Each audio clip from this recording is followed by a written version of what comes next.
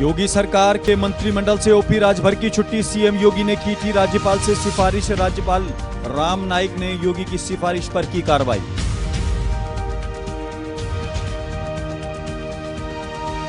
BJP प्रतिनिधिमंडल ने चुनाव आयोग से की मुलाकात, चुनाव के दौरान हुई हिंसा पर कार्रवाई की मांग, कई जगहों पर दोबारा मतदान करवाने की मांग। बीएसपी सुप्रीमो मायावती से मिले अखिलेश यादव, लखनऊ में मायावती के घर पर मुलाकात, अखिलेश ने कांग्रेस पर लगाया बीजेपी को फायदा पहुंचाने का आरोप। और विवेक विहार के कस्तूरबा नगर में सब इंस्पेक्टर राजकुमार की हत्या, बीती रात बदमाशों ने की सब इंस्पेक्टर की पिटाई।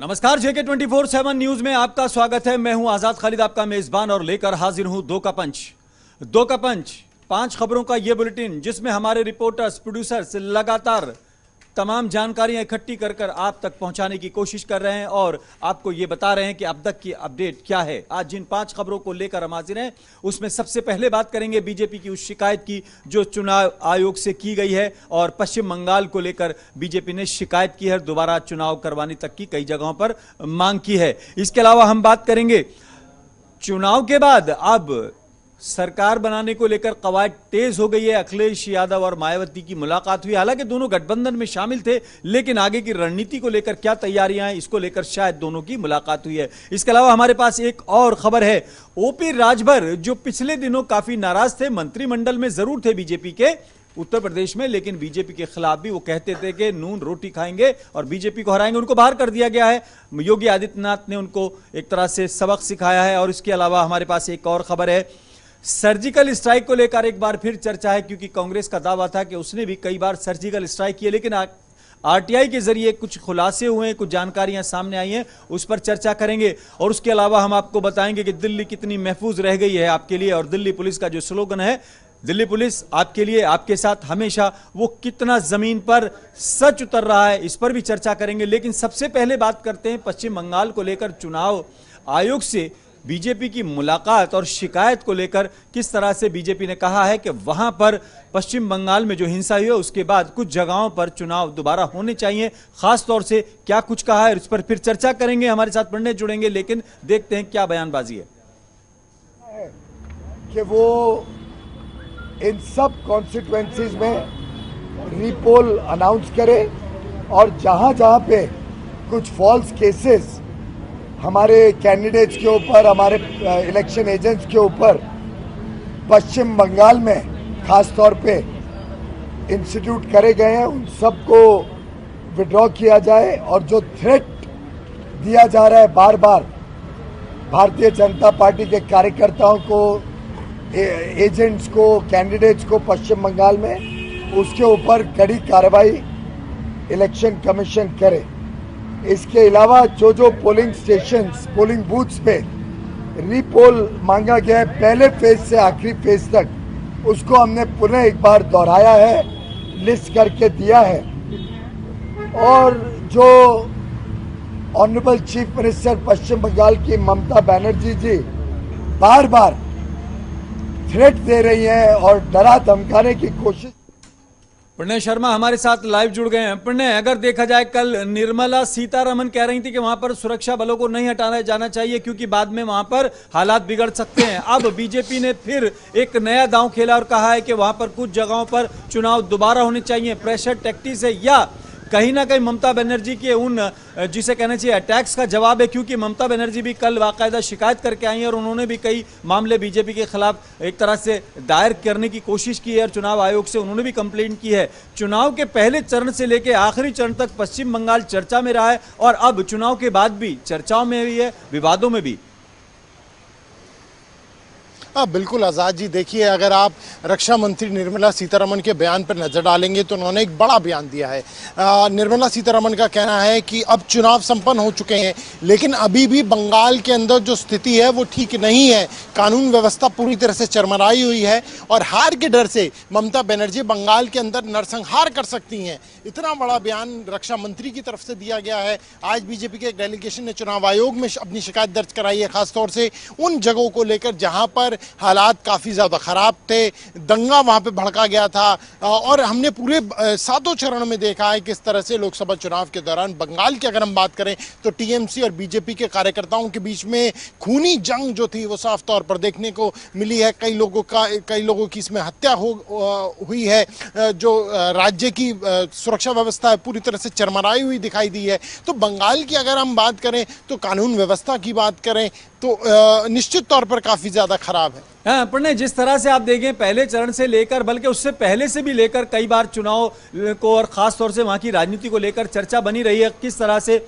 अमित शाह के हेलीकॉप्टर को उतरने न देने की इजाजत दिए जाने का मामला हो या फिर राहुल को और लोगों को भी कहीं ना कहीं एक तरह से चीज़ों में सवालों में खड़े रहना पड़ा हो। लेकिन अगर बात करें पीएम मोदी पर लगातार ममता बनर्जी ऑफेंसिव होती रही हैं। अगर बात करें पहले चरण में हिंसा भी हुई है, लास्ट के चरण में कल लोगों को खाना बांटने तक का मामला सामने आया है, यानी पुचकारना भी है, सहलाना भी है और मनाना भी है और धमकाना भी है। इसके अलावा अगर बात करें ममता बनर्जी भी ऑफेंसिव रही हैं। पीएम मोदी को लेकर उन्होंने कई विवादित बयान भी दिए, यहां तक कहा है कि थप्पड़ जो है वो चाहे लोकतांत्रिक उन्होंने बाद में शब्द जोड़ दिया हो लेकिन शब्द थप्पड़ को लेकर चर्चा रही है। लेकिन अगर बात करें ममता बनर्जी भी लगातार आरोप लगाती रही हैं कि 40 हमारे विधायकों को जिस तरह से पीएम मोदी ने कहा था वो हमारे टच में, तो कहीं ना कहीं वार पलटवार पश्चिम बंगाल में ज्यादा देखने को मिला है। बिल्कुल, देखिए बंगाल की राजनीति इस बारी एक अलग ही अपने स्थान पर थी और ख़ास तौर से क्योंकि बीजेपी ने वहाँ पर पूरी ताकत बंगाल में झोंकी हुई है। और जो रिपोर्ट भी सामने आई है आज़ाद जी, एग्जिट पोल में भी सामने आ गई है कि किस तरीके से बंगाल के अंदर बीजेपी काफ़ी अच्छा प्रदर्शन करने जा रही है। और अगर हम बात करें टीएमसी और बीजेपी की, उन दोनों के बीच में सीधी भिड़ंत देखने को मिल रही है। यानी वाम दल कहाँ है वो कहीं दिखाई नहीं दे रहे, कांग्रेस कहाँ है वो कहीं दिखाई नहीं दे रही। यानी अगर आपका जो सीधा टकराव है तो वो सीधा टीएमसी से है, चुनौती सीधी टीएमसी से है। और यही परेशानी का सबब ममता बनर्जी के ऊपर भी बना हुआ था कि आखिर बीजेपी इतनी बड़ी फोर्स बनकर कैसे उभर गई है, कैसे इतना बड़ा जनाधार बीजेपी की ओर शिफ्ट होने की बात जो है वो हो रही है। हालांकि असल में आंकड़े क्या रहेंगे, परिणाम क्या रहेगा, ये तो 23 को ही पता चलेगा। लेकिन इसमें कोई दो राय नहीं है कि बीजेपी ने एक अच्छी टक्कर बंगाल के अंदर तृणमूल कांग्रेस को दी है। अपने इसमें अगर इस तरह से देखा जाए, भले ही वहां पर आप देखें पूरे लोकसभा में 543 के मुकाबले में 42 जो सीट्स हैं उनको आप देखेंगे तो बहुत ज्यादा उसको नहीं है, लेकिन एक एक सीट अहमियत रखती है। अगर पश्चिम बंगाल की बात करें तो अभी तक कांग्रेस की कोशिश थी कि राहुल बनाम मोदी रहे और खास तौर से बीजेपी भी यही शायद कोशिश कर रही थी कि राहुल बनाम मोदी रहे। लेकिन ममता बनर्जी ने 42 सीटों को लेकर केवल अपने राज्य में ही पश्चिम बंगाल में राजनीति करते हुए उन्होंने मोदी बनाम ममता कर दिया है। एक तरह से अगर देखा जाए तो शायद ये गलत नहीं होगा। देखिए, मोदी बनाम ममता उन्होंने किया नहीं बल्कि मोदी बनाम ममता हो गया, क्योंकि ममता बनर्जी वहां पर कांग्रेस के साथ गठबंधन में गई नहीं।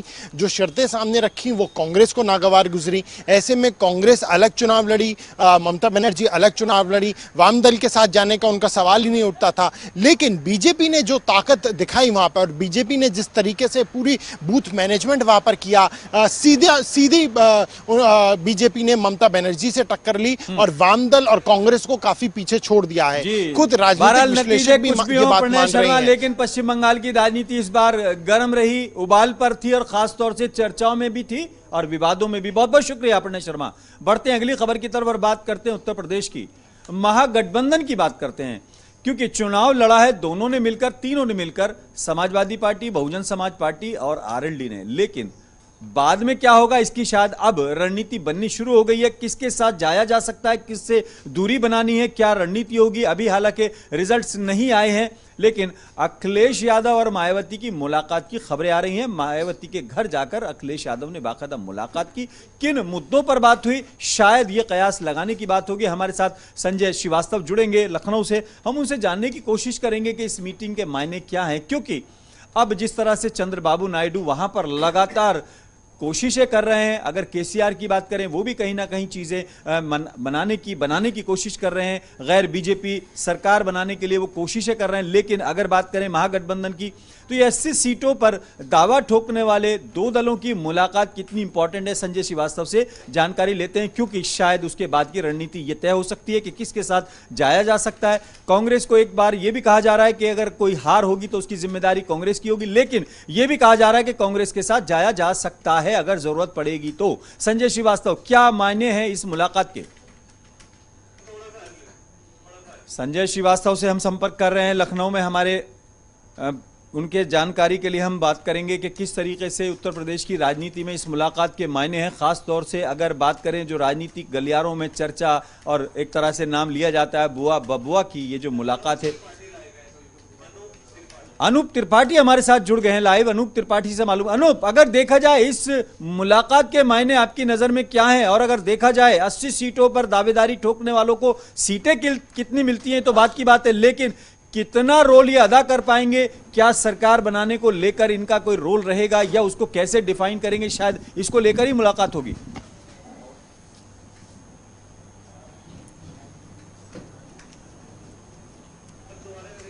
अनूप त्रिपाठी, अखिलेश यादव और मायावती की मुलाकात हुई है चुनाव के बाद, नतीजे अभी आए नहीं हैं, लेकिन इस मुलाकात के मायने क्या हैं राजनीतिक गलियारों में, खासतौर से उत्तर प्रदेश की, जहां से कहा जाता है कि दिल्ली का रास्ता होकर गुजरता है यूपी से?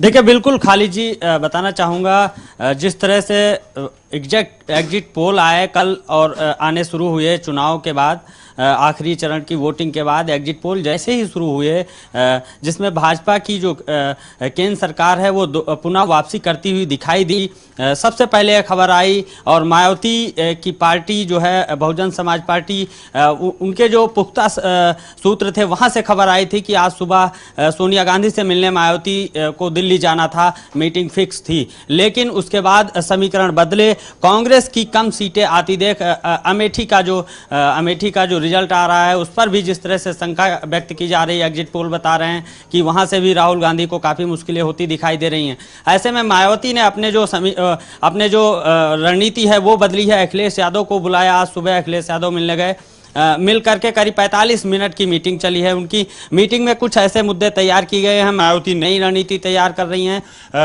वो नई संभावनाओं पर विचार कर रही हैं कि जिस तरह से अखिलेश यादव पहले ही बयान दे चुके हैं कि मायावती प्रधानमंत्री पद की दावेदार हो सकती हैं। ऐसे में नायडू का आना, मीटिंग होना, वो सब ठीक था, लेकिन अब मायावती नहीं चाहती हैं कि वो कांग्रेस पार्टी के पीछे चलें। अनूप, बहुजन समाज पार्टी की थ्योरी यह है, काशीराम जी के जमाने से ही उनको लेडर चाहिए होती, सीढ़ी चाहिए होती राजनीति के अंदर। खासतौर से अगर बात करें, कमजोर सरकार होगी जितना उतना ही वो अपनी बात को रख पाएंगे, मनवा पाएंगे। ऐसे में अगर कहीं स्पष्ट बहुमत किसी को नहीं मिलता है तो क्या सहारा लेकर, सीढ़ी बनाकर कहीं ना कहीं ऊपर जाने की कोशिश की जाने की कवायद तो नहीं है ये? निश्चित तौर पर ये पिछले जो रिकॉर्ड हैं या अतीत भी इस बात की गवाही देता है कि वो मायावती हो या फिर मुलायम सिंह यादव, सत्ता जिस पार्टी जैसी सिचुएशन होती है चुनाव बाद वैसे सभी पार्टियों के नेता लेते रहे हैं। मायावती ने भी वैसे ही फैसले किए हैं। भाजपा के साथ जाने से भी उनको गुरेज नहीं है। जब समाजवादी पार्टी के साथ मायावती जा सकती हैं तो फिर कांग्रेस और भारतीय जनता पार्टी की बात ही नहीं है।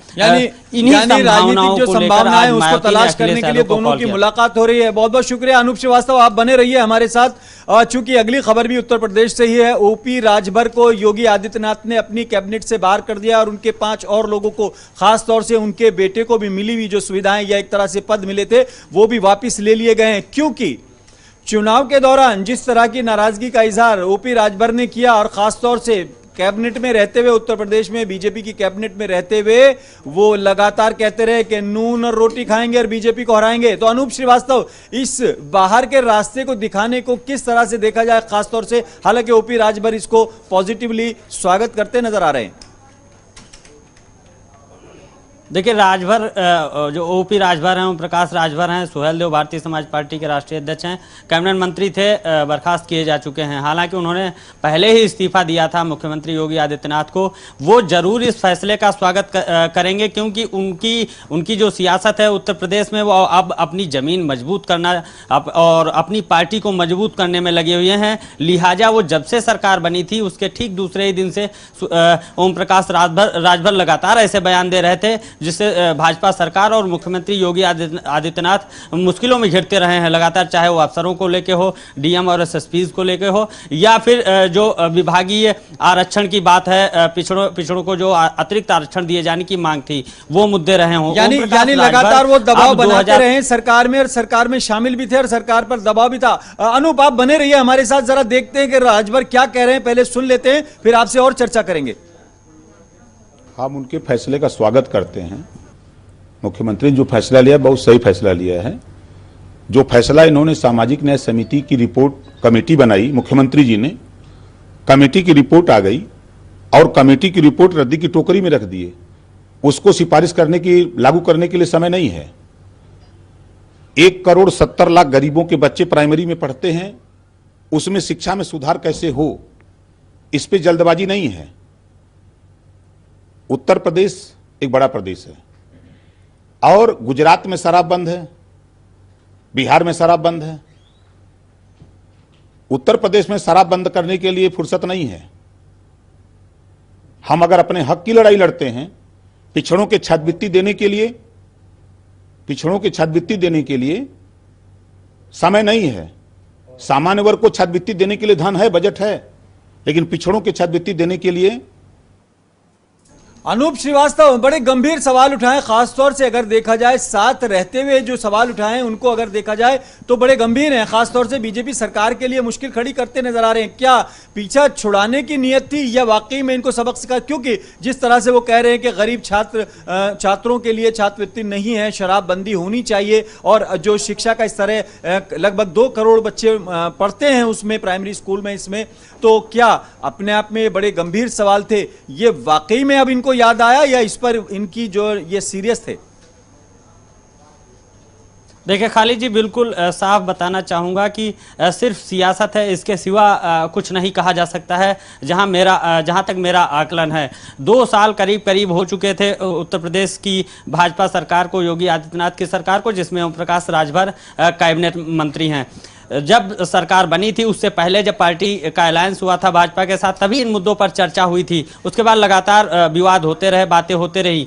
2 सीटें मांगी ओम प्रकाश राजभर ने, घोसी सहित एक और लोकसभा सीट, 2 सीटें मांगी थी। तो क्या 2 सीटों को लेने के बाद ये सारे जो जनता की समस्याएं आज राजभर गिना रहे हैं या जो मुद्दे गिना रहे हैं, चाहे वो आरक्षण की बात हो या जो दूसरी समस्या है सामाजिक न्याय की बात कर रहे हैं, तो क्या दो लोकसभा सीटें अगर दे दी जाती तो वो सारी समस्याएं उत्तर प्रदेश से खत्म हो जाती? इस बात का जवाब देना चाहिए। ओम प्रकाश राजभर को आरोप लगाना, सियासत करना, वो अपनी बात है, अपने फायदे के लिए कर रहे हैं। यानी आपको लगता है कि 2 सीटें अगर मिल जाती तो शायद छात्रवृत्ति का सवाल न उठता, शराबबंदी का सवाल न उठता और गरीबों की शिक्षा के स्तर का सवाल न उठता, ऐसा भी था। लेकिन यकीनन अब सवाल उठ ही गया है तो यकीनन बीजेपी के लिए भी इन सवालों का जवाब देना जरूरी हुआ। हालांकि राजभर कैबिनेट से बाहर कर दिए गए, लेकिन सवाल जरूर खड़ा हो चुका है। बहुत बहुत शुक्रिया अनूप श्रीवास्तव। आप नजर और भी बनाए रखें, खबरों का जो भी डेवलपमेंट होगा उस पर आपसे बात करेंगे। बढ़ते हैं अगली खबर की तरफ और अब बात करते हैं उस सर्जिकल स्ट्राइक की जिसको लेकर लगातार राजनीति होती रही है। कांग्रेस ने भी दावा किया था कि उसने भी सर्जिकल स्ट्राइक की है, लेकिन एक आरटीआई में कुछ ऐसे खुलासे हुए हैं जिसके बाद ये साफ हो गया है कि ऐसी कोई सर्जिकल स्ट्राइक नहीं हुई है। इस पर ताबिश कमाल से भी बात करेंगे, लेकिन जरा पहले सुन लेते हैं क्या कुछ कहा जा रहा है इसके बारे में। जहां तक फौज का सवाल है, director general of military operations ने चंद एक दिन पहले ही एक आरटीआई के जवाब में बताया है कि ये पहली सर्जिकल स्ट्राइक सितंबर 2016 के अंदर हुई है। इसके अलावा पॉलिटिकल पार्टीज किस प्रकार से अपना बयान देती हैं, मैं पॉलिटिकल बातचीत के अंदर नहीं जाना चाहता हूं, लेकिन उनका अपना बयान सरकार की द्वारा उनको कोई ना कोई जवाब जरूर दिया जाएगा। लेकिन मैंने आपको एक स्टेटमेंट ऑफ फैक्ट बताई जो कि अभी हाल ही में director general of military operations ने इसके बारे में मिनिस्ट्री ऑफ डिफेंस को आरटीआई के उत्तर में जी हाँ, सर्जिकल स्ट्राइक को लेकर कांग्रेस ने दावे किए थे, कई दावे हुए थे कि कांग्रेस के कार्यकाल में भी सर्जिकल स्ट्राइक हुई है, लेकिन अब इस पर कहीं ना कहीं सवाल खड़े हो गए कि हुई भी है कि नहीं हुई है, क्योंकि आरटीआई से जो खुलासे हुए उसके बाद कांग्रेस के दावों पर सवाल खड़े हो गए। लेकिन हम आपको याद दिला दें, इस पूरे चुनाव में सर्जिकल स्ट्राइक, सेना का मनोबल, सेना, राष्ट्रवाद, ये तमाम मुद्दे रहे। ऐसे में कांग्रेस के लिए बड़ा झटका कहा जा सकता है। इस मामले को लेकर ताबिश कमाल से हम बात करने की कोशिश करेंगे, लेकिन कुणाल से बात कर लेते हैं क्योंकि कुणाल अवेलेबल है हमारे साथ। ताबिश शायद मौजूद नहीं है। कुणाल, राजनीति बहुत हुई है सर्जिकल स्ट्राइक को लेकर, सेना को लेकर। अब आरटीआई से खुलासा हुआ कि ऐसी कोई सर्जिकल स्ट्राइक नहीं हुई और अभी लेफ्टिनेंट का भी आपने बात सुनी है। लेकिन कुल मिलाकर अगर सेना पे भी राजनीति होगी तो कम से कम सेना पे राजनीति करने वालों के राजनीतिक स्तर तो गिरता नजर आ रहा है। देखिए, जब आपके पास रिपोर्ट कार्ड में ज्यादा कुछ मजबूत नहीं होता पेश करने के लिए, तो आप इधर उधर से समीकरण को, या फिर कहते हैं ना कि कहीं की ईंट कहीं का रोड़ा, भानुमति ने कुनबा जोड़ा, वही कहावत यहाँ पर सटीक साबित हो रही है। लेकिन एक बड़ा सवाल ये भी उठता है कि आखिरकार अचानक से प्रेस कॉन्फ्रेंस होती है, सेना को बात रखनी पड़ती है, सेना का पॉलिटाइजेशन होने के साथ साथ सेना को भी ब्रीफिंग देनी पड़ रही है। ये भी सवाल के दायरे में है कि आखिरकार सेना आके डिफेंड क्यों कर रही है, क्यों बता रही है। बीजेपी तो माइलेज गेम लेना ही चाह रही थी, यही वजह रही थी। उसने कहा कि हमने भैया उड़ी हमले के बाद, हमने पुलवामा अटैक के बाद हमने सर्जिकल स्ट्राइक में सेना को खुली छूट दी थी। उधर से राहुल गांधी कहते हुए नजर आ रहे थे कि ऐसा नहीं था कि यूपी सरकार में नहीं हुई। राहुल गांधी ने बयान रखा तो उसको डिफेंड करना पड़ा सेना को कि भाई ये ऐसे रियल आंकड़े थे। तो सवाल ये उठता है कि अगर सेना के नाम पर आप वोट मांगे तो पिछले 5 साल में आपने करा क्या, और अगर पिछले 5 साल में आपने कुछ नहीं करा तो फिर आखिरकार आप देश के नाम पर क्या कर रहे हो। यानी मैनिफेस्टो पर बात होनी चाहिए, ना कि इधर उधर की बात होनी चाहिए। बहुत बहुत शुक्रिया कुणाल। ताबिश भी शायद हमारे साथ जुड़ गए। ताबिश, अगर बात की जाए तो सर्जिकल स्ट्राइक को लेकर कांग्रेस सवालों के दायरे में, लेकिन इतना जरूर है कि राजनीति में सेना का इस्तेमाल हो रहा है लगातार धड़ल्ले से।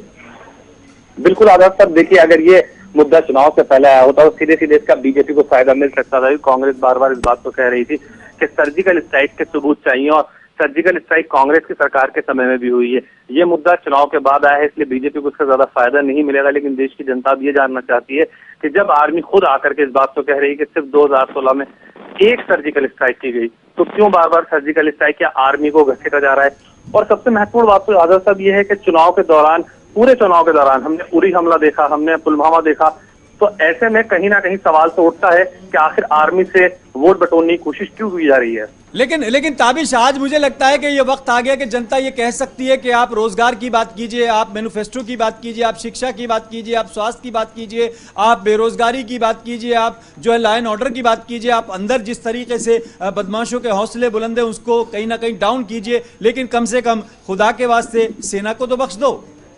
बिल्कुल, देखिए सेना बार बार शुरुआत से इस बात तो कह रही है कि सेना को कम से कम चुनाव से दूर रखना चाहिए, सेना का नाम बार बार नहीं लेना चाहिए। हालांकि जी लगता है ताबिश कमाल से संपर्क टूट गया है। कम से कम ये सवाल जरूर खड़े हो गए हैं कि जितने लोग सेना के नाम पे राजनीति कर रहे हैं उनकी इसी तरीके से अगर बात हो और सवाल ये किया जाए कि सेना को सेना का काम करने दिया जाए, बाकी काम राजनीति आपको करनी है, राजनीति करते रहें। बहुत बहुत शुक्रिया ताबिश कमाल। बढ़ते हैं अगली खबर की तरफ और अब बात करते हैं आपसे उन तमाम जिप्सियों की दिल्ली के अंदर आप घूमती देखते हैं जिस पर लिखा होता है कि दिल्ली पुलिस आपके लिए, आपके साथ हमेशा। ये दिल्ली पुलिस की जिप्सियां हैं, आप कभी भी देख सकते हैं, बाहर निकलिए घर से आपको दिख जाएंगी, नहीं तो आप जाके मुख्यालय पे देखिए वहां भी ये लिखा हुआ है। लेकिन 2 घटनाओं का फिलहाल जिक्र करते हैं। हालांकि एक घटना में पुलिस को माइलेज मिल रहा है, लेकिन दूसरी घटना में पुलिस पर सवाल खड़े हो रहे हैं। हमारे साथ अगर देखें 2 वारदातों का हम जिक्र करेंगे। द्वारका के अंदर एक ऐसी वारदात हुई, खुलेआम गैंगवार हुआ। एक गैंग ने दूसरे गैंग के एक आदमी को, एक बदमाश को मार गिराया। हालांकि वहां पर पीसीआर मौजूद थी, उसमें एक कांस्टेबल ने अपनी वेपन से दूसरे बदमाश को ढेर कर दिया। लेकिन सवाल यह है कि चुनाव आयोग की तरफ से आचार संहिता लगी हुई है, सरकार पूरी तरह मुस्तैद है, प्रशासन मुस्तैद है, और दिल्ली के अंदर गैंगवार होना यह सवाल खड़ा करता है कि क्या वेपन जमा थे, नहीं थे, और अगर ये इलीगल थे तो फिर दिल्ली पुलिस की मॉनिटरिंग कहां थी, पेट्रोलिंग कहां थी। लेकिन उससे भी गंभीर खबर हम आपको देते हैं, दिल्ली के अंदर एक ऐसी हत्या होती है सब इंस्पेक्टर की, जो कहा जा रहा है कि वो इलीगल शराब माफिया के खिलाफ कार्रवाई करने गया था और फोटो बना रहा था, वीडियो खींच रहा था, उसको वहां पर पीट कर मार डाला गया है। हमारे साथ तरुण शर्मा भी रहेंगे, रवि श्रीवास्तव भी रहेंगे। तरुण शर्मा, दिल्ली पुलिस आपके लिए, आपके साथ कल भी हम बात कर रहे थे, कितनी आपके साथ है? हाँ बिल्कुल आजाद जी, अगर पिछले 1 हफ्ते की बात की जाए तो दिल्ली में लगातार जो है बदमाशों के हौसले बुलंद है। लगातार बदमाश जो है, आपने देखा होगा जिस तरीके से खुलेआम जो है हथियार लेके घूम रहे हैं, और द्वारका इसका हाल ही का उदाहरण है, जहाँ पर खुलेआम सड़कों पर फिल्मी स्टाइल के अंदर जो है एक गैंगवार को अंजाम दिया जाता है। सवाल यहाँ पे ये उठता है कि जब दिल्ली के अंदर चुनाव आचार संहिता लगी हो, ऐसे में ये जो बदमाश है इनके पास आखिर ये असले आते कहां से हैं। साथ ही दूसरी आपने खबर का जिक्र किया विवेक विहार की, जहां पर एक सब इंस्पेक्टर जो बताया गया है कि वो इवनिंग वॉक के बहाने गया था, तो वहां पे जो शराब तस्करी माफिया हैं उनसे उनकी जो है कहा सुनी होगी। उसके बाद उन्होंने जो है वीडियो बनाने की कोशिश की, जिसके बाद जो वो बदमाश था उसे हालांकि दिल्ली पुलिस ने गिरफ्तार कर लिया है, लेकिन उसकी दिल्ली पुलिस के सब इंस्पेक्टर को जो है शराब माफिया के खिलाफ कार्रवाई करना कहे तो अपनी जान से धोकर देना पड़ा। यानी देश की राजधानी दिल्ली में तरुण मैं आपको मैं बनाए रखूंगा अपने साथ। मैं बता दूं, दिल्ली के रेलवे स्टेशन, नई दिल्ली स्टेशन, पूरी दिल्ली में जिस तरह से ड्रग्स की तमाम कारोबार खुलेआम होता है, ये पूरी दिल्ली भी जानती है। और आप देखेंगे दिल्ली पुलिस व्यस्त है, जैसे हम कल भी जिक्र कर रहे थे, चौराहों पर उगाही करने के लिए रवि श्रीवास्तव हमारे साथ हैं। रवि, पिछले 1-2 दिन में, 4 दिन में जितनी वारदातें हुई हैं दिल्ली के अंदर, उसके बाद ये जरूर सवाल खड़ा हो रहा है कि देश की तेज तर्रार पुलिस का क्या हाल है। बिल्कुल, और जिस तरीके से अभी हाल ही में जैसे रोहिणी में खबर आई थी कि सरेआम में एक लड़के की गोली मारकर हत्या कर दी गई, उसके बाद विवेक विहार से जहां एक सब इंस्पेक्टर को गोली पीट कर मार डाला, तो वहीं द्वारका का जो गैंगवॉर है वो वायरल हो गया है। अब फेसबुक, ट्विटर जहां पर भी देखिए उस तरीके से सवाल पूछ रहे हैं कि आखिर जब 20 सड़क पर इतने गैंगवॉर हो रहा है तो आप डरिए कि आप दिल्ली में, तमाम सवाल पैदा कर रहे हैं कि बताया जा रहा है कि गैंगवॉर है। गैंगवॉर में ऐसा हुआ है कि एक विकास दलाल नाम का एक गैंगवार है। लेकिन रवि, अभी पिछले दिनों ऐसा भी हुआ है कि कुछ बच्चों को लेकर भी गैंग बने हैं। कई बार देखिए कोर्ट के आसपास भी कई हत्याएं हुई हैं। ये तमाम चीजें दिल्ली पुलिस के लिए चैलेंज नहीं है? बिल्कुल, देखिए छोटे पोटे जब आपने देखा होगा मारपीट करते हैं और जब उस पर पुलिस शिकंजा नहीं कसती है तो वही जाके फिर एक गैंग का रूप लेता है, गैंग की शक्ल लेता है। शुक्रिया रवि। हमारे साथ तरुण भी बने। तरुण, एक लास्ट कमेंट आपका, दिल्ली पुलिस आपके लिए, आपके साथ हमेशा कितनी? हाँ, देखिए अगर एक हफ्ते की बात की जाए राज्य, तो दिल्ली पुलिस सदैव आपके साथ है, लेकिन खाली हाथ है। लगातार कुछ घटनाओं में बेशक उन्होंने बदमाश पकड़े हैं, लेकिन देश की राजधानी दिल्ली में इस तरह से खुलेआम चैन स्नैचिंग की वारदात हो या फिर जिस तरह से गैंगवार हुआ है। तरुण, समय का अभाव है, बार बार कमांड मिल रही है कि वाइंड अप किया जाए। बहुत बहुत शुक्रिया। लेकिन मैं कहना चाहूंगा दिल्ली पुलिस आपके लिए, आपके साथ हमेशा की जगह करती है। वारदात के बाद जरूर दिल्ली पुलिस आ जाती है। और 2 के पंच में आज फिलहाल इतना ही। अपने मेजबान आजाद खालिद को इजाजत दें।